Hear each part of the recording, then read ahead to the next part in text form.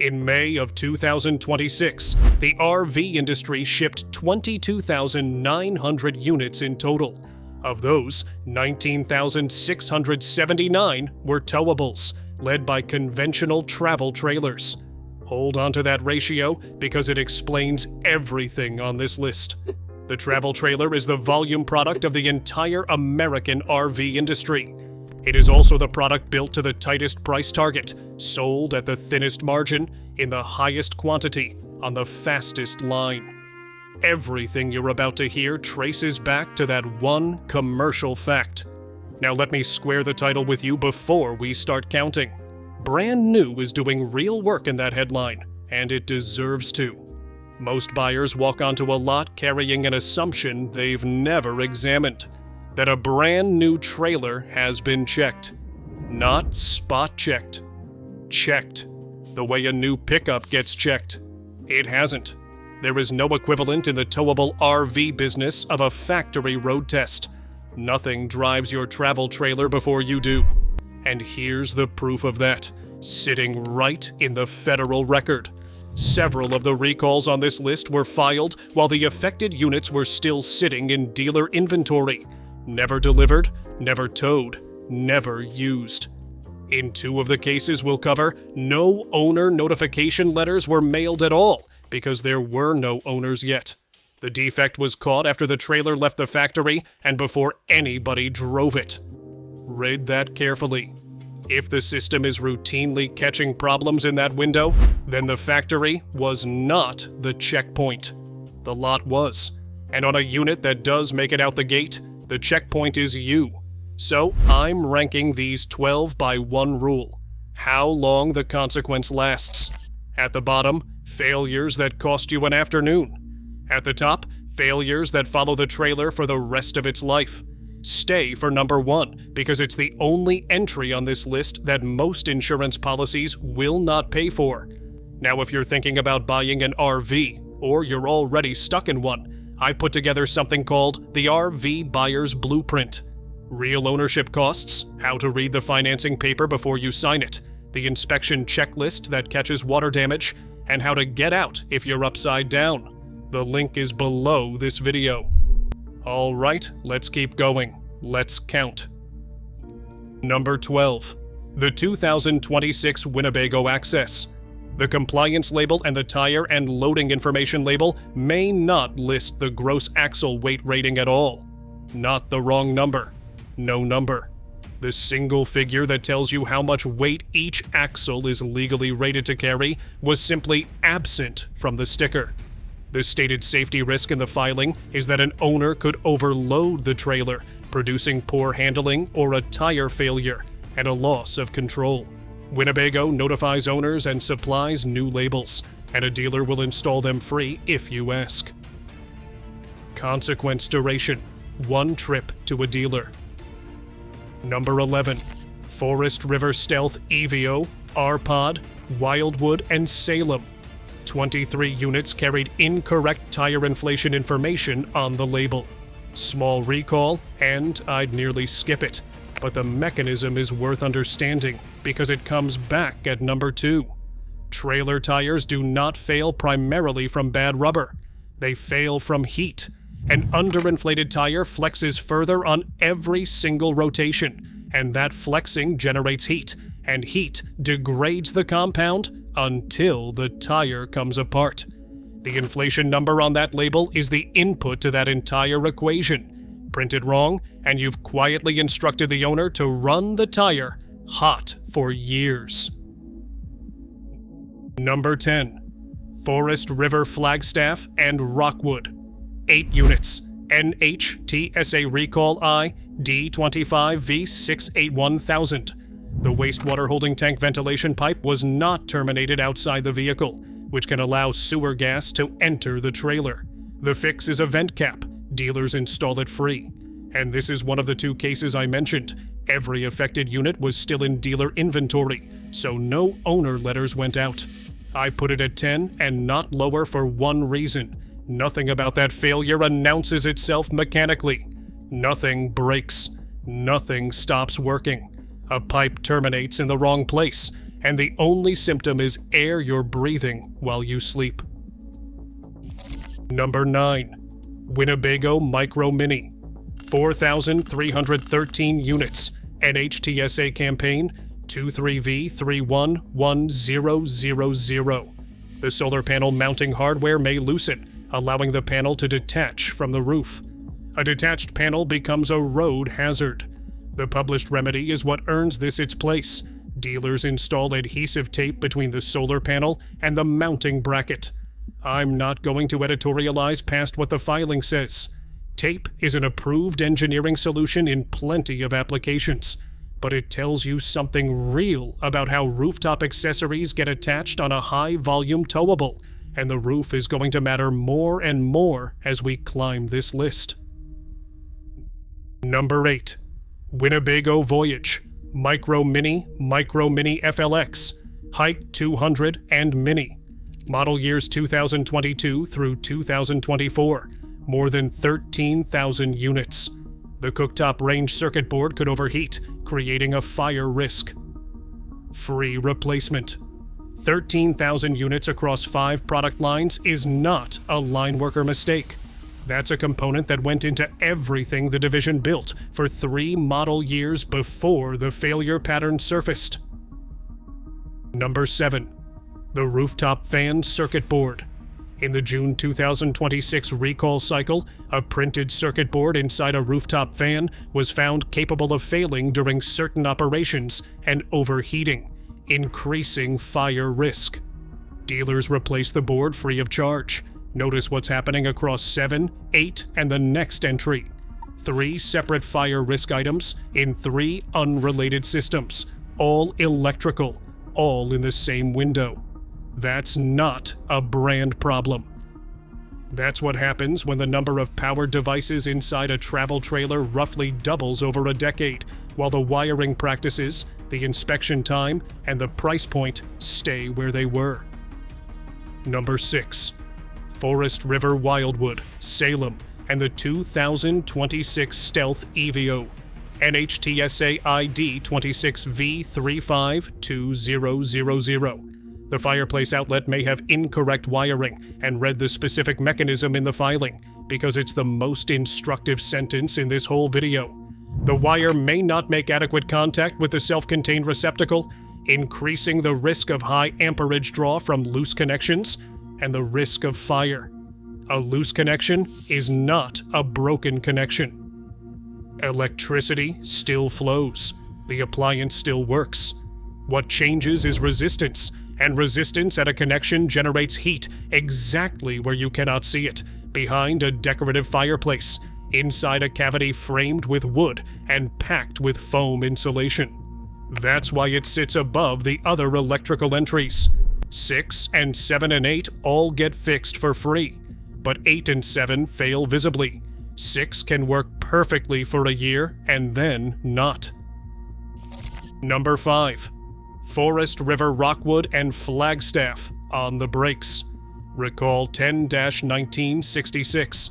The breakaway switch was wired to the incorrect side of the battery disconnect switch. When the battery disconnect is used, the trailer brakes are inoperative. Understand what the breakaway switch is for. It's a cable between the trailer and the tow vehicle, whose only job is to activate the trailer's brakes if the trailer separates from the truck. It is the last device between a runaway trailer and everything in front of it. Wired to the wrong side of a disconnect switch, that entire safety system depends on which position an unrelated switch happens to be in. And a battery disconnect is a switch owners are actively encouraged to use. That's what it's there for, to stop parasitic drain during storage. So the failure mode is a person following good practice and unknowingly disabling their trailer brakes. Free rewire. All units were on dealer lots. This is the second of the 2 never delivered cases. Number 4. Keystone Cougar, Alpine, Montana, and Walkabout. Recall 26-483, NHTSA 26V313. Shock bolts on certain Kurt Touring coil suspensions may have been incorrectly tightened. The filing spells out both directions of the error, which most reporting leaves out. Over-torqued, the bolt may be damaged or break. Under-torqued, it may vibrate loose. Either way, under certain travel conditions, the trailer may experience excessive bouncing or swaying, resulting in decreased stability and an increased risk of a crash. Owner letters went out June 1st, 2026, and this one landed across the industry, not just Keystone. The same suspension recall hit Grand Design Reflection, Forest River Riverstone and Cedar Creek, KZ Durango, and Brinkley Model Z. Different brands, different price tiers, different showrooms, same bolts, same supplier. Free fix. But we've now crossed a line because everything from here down cannot be fixed for free, and cannot really be fixed at all. Number 3. The in-wall slide on a heavy room. No recall, nothing defective. This is a specification. The Lippert Schwintek, the in-wall system, with the aluminum gear racks visible on the sides of the slide, was developed with the hope that it would serve all slide sizes, and it was determined fairly early that it wasn't strong enough for large rooms. Its real competence is small, light rooms, a wardrobe, a dinette, a shallow closet. It is also among the cheapest slide systems available, which is precisely why so many brands still specify it. Lippert's own figure is that more than 70 RV brands use it. The alternative is a through-the-frame rack and pinion, identifiable from underneath as a toothed ram bar running through the frame rail. It carries the room's weight on the chassis rather than hanging it off the wall and the floor edge, and it has the highest load capability of the common systems. RV technician and author Dave Solberg has put the trade-off plainly. The Schwintek was never meant for heavy loads. It's very good on small slides, and using it on a heavy couch and refrigerator room is asking for trouble. While rack and pinion, which handles that weight, is actually cheaper than hydraulic or cable. So there is no defect to recall.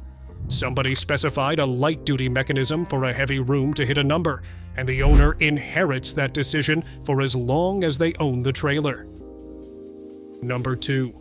Tires and axles that were never adequate for the trailer they were bolted to. This is the one most buyers never check, and the record shows it isn't hypothetical. A documented Keystone Springdale recall covers travel trailers that were built with the wrong axles and the wrong tires outright. The units shipped with axles rated at 4,400 pounds and load range D tires. The correct specification was axles rated at 5,200 pounds and load range E tires. The consequence in the filing is that the axles and tires could be overloaded, producing an axle or tire failure and a loss of control. The remedy was not a label. It was replacing the axles. Now widen out from that single case, because the systemic picture is worse than the individual one. Research indicates roughly 31% of RVs exceed their tire load capacity while still sitting within their gross axle weight rating, because manufacturers install minimally rated tires to meet cost targets rather than to build in margin. Industry guidance is to keep at least a 20% cushion between the load your tires carry and the load they're rated for. A tire specified to its exact maximum has no cushion at all. Then add the physics unique to a multi-axle trailer. When a tandem axle trailer turns, the tires are dragged sideways rather than rolled, and analysis puts the resulting interply shear roughly 24% higher than the same tire in ordinary vehicle service. So the tire on a travel trailer is doing a harder job than the identical tire on a car, frequently with less margin, at a heat load the owner cannot see building. Nobody recalls a trailer for being specified to its limit. It's legal, it's on the sticker, and it lasts the life of the unit. Number 1. Water intrusion and delamination. The most expensive thing that happens to a travel trailer, the slowest to appear, and the one item on this entire list that most insurers will not cover. The entry points are consistent across nearly every unit built. Roof seams, the front cap transition, slide-out seals, window frames, awning brackets, and utility bay doors. The failure is thin sealant, skipped sealant, or sealant that was never properly tooled into a corner on a product where the roof is a large single membrane and the walls are laminated panels. There is no redundancy behind that bead. Industry repair figures placed delamination work in the $5,000 to $15,000 range, with full structural water damage running past $20,000. And here is why it's number 1 rather than number 3.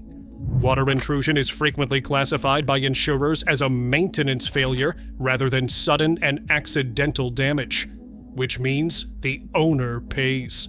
On a trailer that may still have a decade of loan payments running underneath it. It also fails the detection test worse than anything else here. Every recall on this list has a defined population, a VIN list, and a notification letter. Water damage has none of that. It develops behind a wall for 2 or 3 seasons and announces itself as a wavy exterior panel or a soft spot in the floor, by which point the repair is structural, the warranty has expired, and the trade-in value is gone. So step back and look at the shape of the 12. 9 of them are recalls. Every one of those 9 gets repaired at the manufacturer's expense, and several were caught before delivery. The recall system, whatever else you think of the industry, functioned in all 9 cases. The bottom 3 on this list, slide specification, tire and axle margin, and sealant, are not recalls, will never be recalls, and account for essentially all of the money owners actually lose. Because nothing about them is defective. They are the shape of a product engineered to a price in the highest volume, thinnest margin segment in the business, which is the same fact we started with. 19,000 of the industry's 22,000 May shipments were towables. That volume is why travel trailers are affordable, and it's also why the margin gets found in the places a buyer at a Saturday show will never inspect: inside the wall, under the frame, and under the sealant. The practical consequence is simple. A recall is the manufacturer telling you what's wrong. Everything at the top of this list, nobody is going to tell you. It has to be weighed, measured, and inspected before you sign, because after you sign, all 3 of them are yours for the life of the trailer.